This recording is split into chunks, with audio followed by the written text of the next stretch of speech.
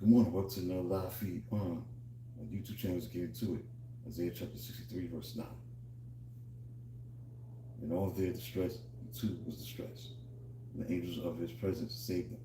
In his love and mercy, he will redeem them, lifted them up, and carried them all the days of old. This is about suffering draws us closer to God. Our love for God is often tinted with love of the good things that he gives us. Suffering helps to strip away any pretense in our relationship with God. It weans us from all that is not God, so we might learn to love him for who he is. Someone once said God wants to give us something, but cannot. But our hands are full. There's no way for him to put it. Suffering empties our hands so that God can give us the true treasure of life. God knows that the joy of life can only be found in him. But we may not seek him as long as we think happiness can be found another way. If our natural life remains pleasant, we do not feel a need to surrender it. Suffering makes our natural lives less agreeable. We live in a world of more conflict.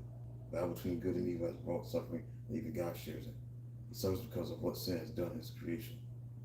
To this creation. In Isaiah chapter 63, verse 9, it says, in all their distress, he too was distressed.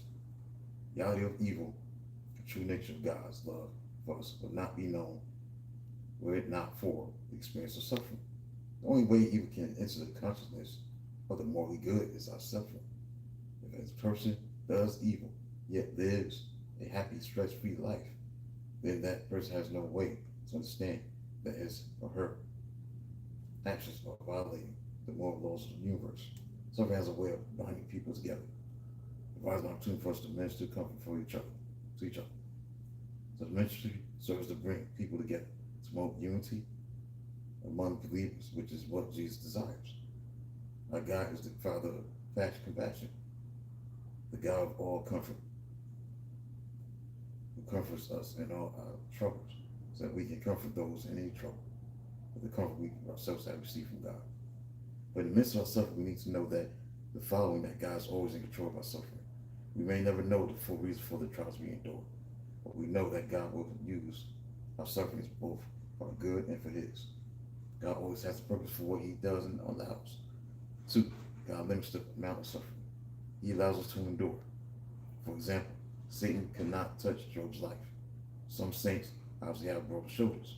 Job and Paul, for example, that enable them to suffer more for righteousness' sake. 3, God's presence will enable us to withstand the pressures of suffering if we turn to him. If we cast our cares on him, he will sustain us. He may not remove the suffering from us until his perfect will is accomplished. Remember, the will of God is not to take us from where the grace of God cannot sustain us. Right, so it's about suffering draw us closer to God. That's so true. Nobody's tuning in yet. That's okay. So I'll be back tomorrow.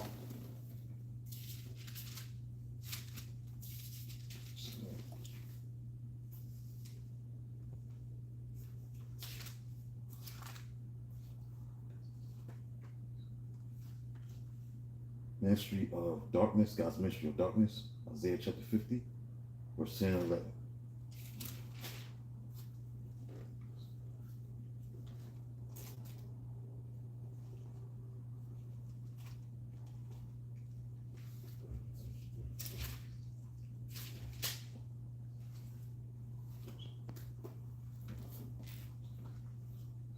Day 4, God's ministry of darkness.